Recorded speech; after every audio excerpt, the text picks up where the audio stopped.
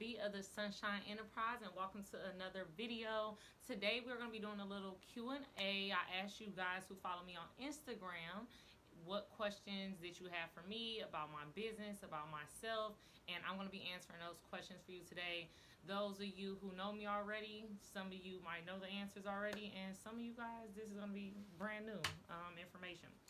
So I'm about to jump into these questions. Also note, I am officially locking my hair up.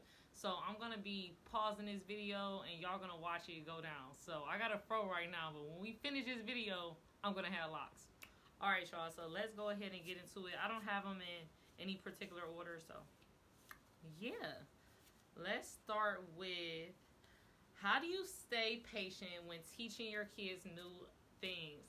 Guys, patience is like one of the number one things that I have an issue with. Like, I remember when I used to watch my little cousins, like, I struggled with having patience. So I'm so glad that you have to be pregnant a whole 9 months because it gives you time to work on that patience. I mean, the biggest thing I could give you is, like, I do a lot of self-talk. I do a lot of positive self-talking. Like, when I feel myself getting frustrated with my boys, I remind myself that, you know, they look up to me, like my energy is going to reflect on their energy, and I try really hard to do that. So, like, if I feel myself getting worked up or upset, I'll walk away from the situation, or I'll, like, tell them real clear, like, this is a little frustrating for me, like, let's try to come back to it.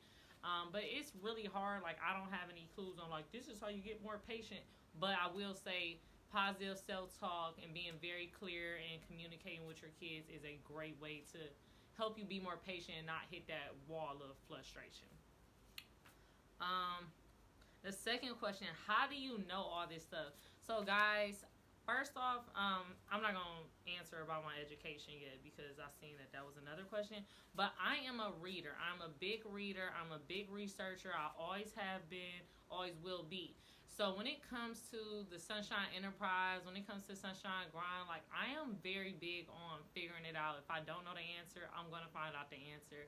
And that's how I know all that stuff, because this is my library. It's another half over there. Like, I read all day long, and not Google. I read books by experts, so that I could become an expert. So I know all this stuff because I look for the information. I learn from people who have experience.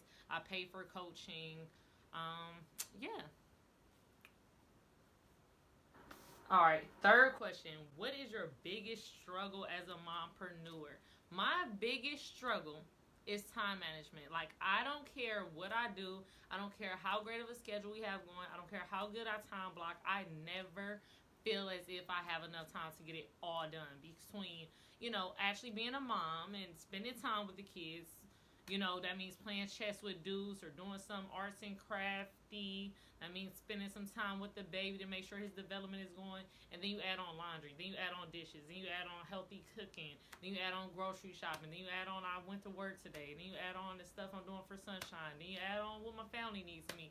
I never, ever feel like I have enough time, no matter what I do. So, that is my biggest struggle, but I am working on fixing that. And the number one way I'm going to fix that is I'm getting a nanny, okay? I'm getting a nanny in January. It's in my budget. I'm doing it because that's what I need to succeed in this world full of greed, period. All right. Next question. How do I figure out what kind of business to start? So this is a really great question. I get this question a lot. I actually wrote a whole book to help you guys with that question. The book is called How to Make Your Passion Profitable. It's on my website.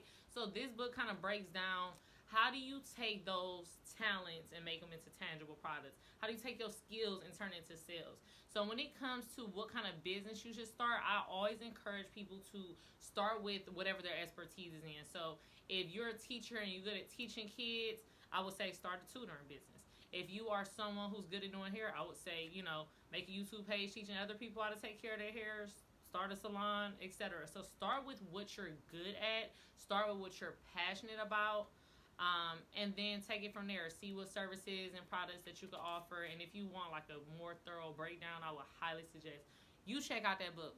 All right, so I'm about to pause and get started with this hair, and I'll be back with some more questions in a second.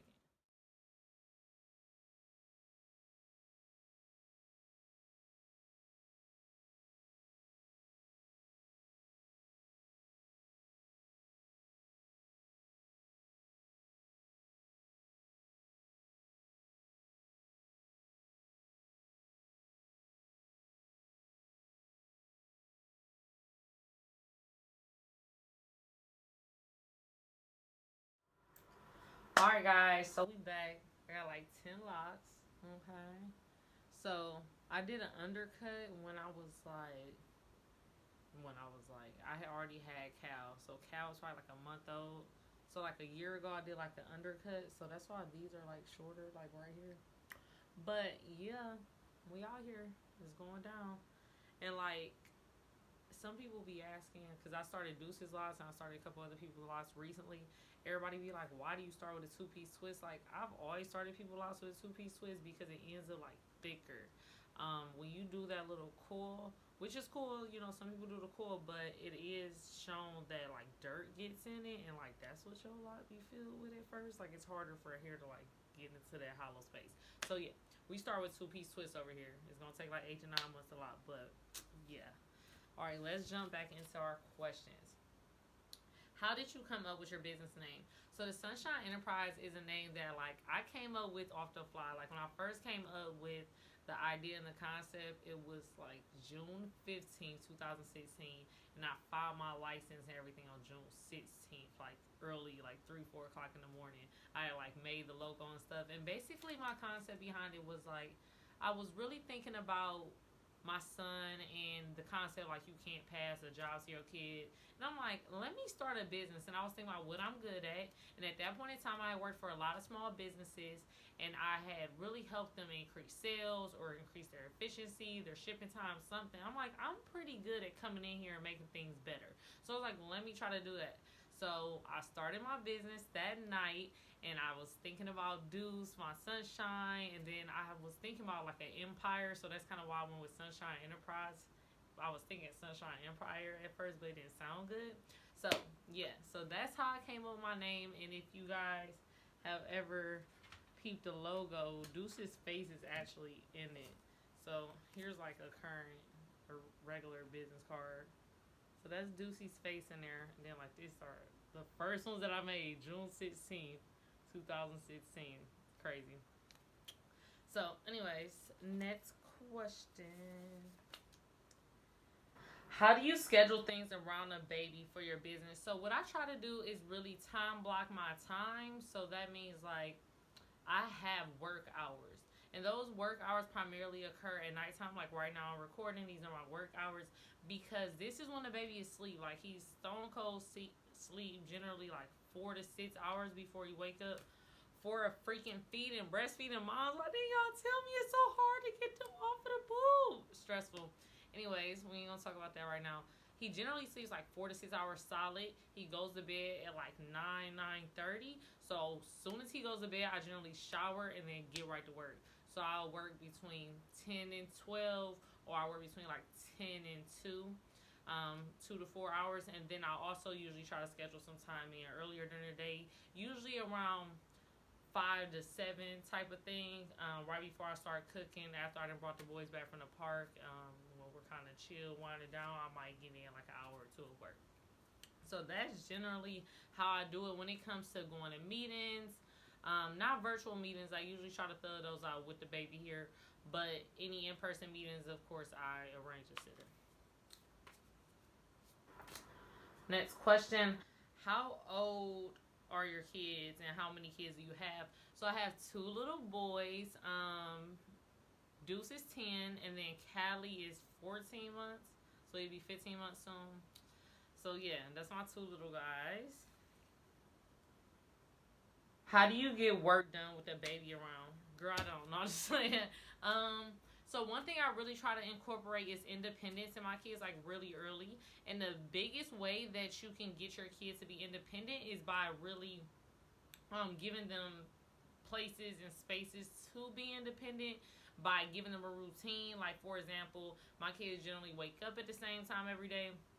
They know what time they're eating every day. Like when it comes to breakfast, snack, for the most part, like Deuce kind of do what he want to do because he's a teen-year-old, and it's like, what I'm gonna tell him? No, he gonna eat what he gonna eat. But generally, they have like a schedule. The baby has a sleeping schedule. Deuce has a bedtime, of course.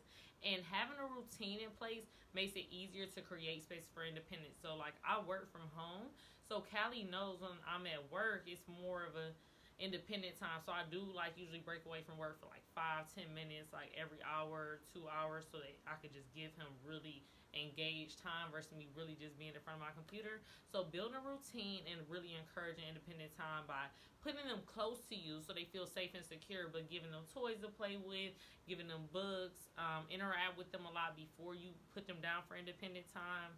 But the more you get your child independent, the easier it's going to be to get work done around them, because there's no other way. Especially like if your kids are breastfed, they be like, boo. Callie be like, hey, you're here, boo. So annoying. So yeah, that's how I get stuff now. With the baby around, by encouraging independence. And I use the playpen too, like not a lot, but like, an hour or two a day, like in usually 30-40 minute blocks if he allows.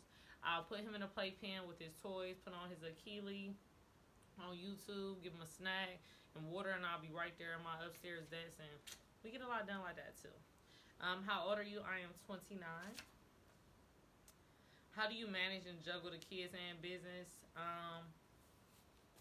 By creating like a really good schedule like throughout the day. So it's really important to me that I'm building in time for my boys, because I feel like when I was younger, I ended up quitting a job so that I could spend more time with Deuce, and I feel like I'm kind of back in that same space. So I did cut my hours at work, like from full-time 40 hours to 30-32 hours a week generally.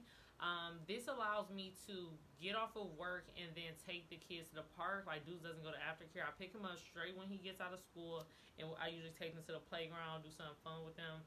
And like now I'm free from work, so I'll come home, get some time to either work, clean up, prep dinner, etc. Versus me working to 5-6 o'clock. The baby's like stressed out about, he's been playing on his own all day. It's just a lot. So I did cut those hours, and yeah. I think I'm gonna do one more question, and then I'm gonna break and come back with like some more locks for y'all. Was it hard to buy a house young, and how much did you save? So I don't want to say it was hard. It wasn't hard. It was about knowing what I had to do and execute a plan. So I use the first time home buyers program. There are a ton of them available. Just research, do your research. Like I'm in Georgia, so they got programs like Georgia Dream, and I use a very similar program to Georgia Dream, but it was like my county's version of the program. I was able to close like 15 days faster. So I use that program, and generally these programs give you anywhere between $5,000 and $10,000 down towards your closing costs or your earnest money, or I think you usually have to pay appraisal out of pocket, but sometimes it could go towards appraisal. So it really just depends on the program. So check those out. Have your credit score above a 620 is going to put you in the best position. My personal opinion, 650, you super good. Anything above that, you clutch, right? So make sure you have a good credit score. Make sure you have stable employment. And if you're self-employed, make sure you are able to prove how much money you've been making. It is a little bit harder to get approved if you are self-employed, but it's not like impossible. Just a little bit harder. I think it's a couple more pieces of paperwork. At that point in time, I did have a full-time job. So, that was one thing I didn't have to worry about. Make sure you have stable employment, stable income for at least the past 3 years. What else? Have some money saved. So I end up, to answer the second part of this question, I end up spending only $3,300, and I actually had started saving all that money by not eating out. So that's what encouraged me to write my first book, Saving Money and Time in the Kitchen, because I was eating out so much, working in corporate America. I was going out for lunch. I'm drinking Starbucks. I was spending $500-$600 a month on food because I was eating out so much. So I really started eating inside, packing my lunch, packing my breakfast, not playing at all, drinking coffee in the office if I wanted coffee. And I was able to save like $3,000 off that alone, like dead serious. Check out that book if you are struggling to save money on food, because like it's serious when you eating out or you're wasting a lot of food, because 40% of all food in America unfortunately is wasted. And that really hurts my heart, because over 4 million kids already. I mean, that was June the last time I checked. So the last time I checked, 4 million kids had already died in 2021 from starvation alone. And that didn't even include the adults. And I'm like, oh my goodness. Like, we got to stop wasting food. So I teach a lot of strategies about how to not waste food, how to reutilize your leftovers, things like that. Because we cannot waste food, y'all. Like, it's serious, and it wastes a lot of money. And it's like, it's sad because so many people don't have food. So, like, let's just eat the food. So yeah, and yeah, it's not hard. Just execute the plan. I'm gonna be back, and I'll answer the rest of these questions.